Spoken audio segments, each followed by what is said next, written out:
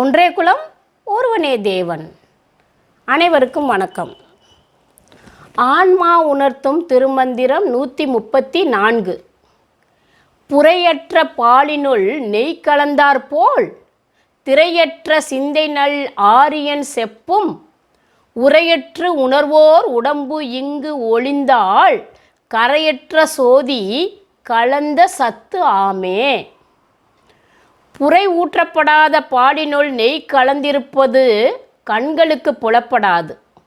அதுபோல எண்ணங்கள் அற்ற தெளிவான சிந்தைக்குள் ஞான ஆசிரியன் சொல்லும் உபதேசங்கள் புலப்படாது. ஆசிரியன் சொன்னதை பதிவு செய்து கொண்டவர்களின் உடம்பானது அழிந்துவிட்டாலும் ஆன்மாவது எங்கும் நிறைந்து எல்லையற்ற சோதியாக விளங்கும். இறைவனுடன் கலந்து நிற்கும் ஆன்மா எது என உணர்த்தும் அற்புதமான திருமந்திரம். நன்றி, வணக்கம். நாளை வேறொரு திருமந்திரத்தில் சந்திப்போம்.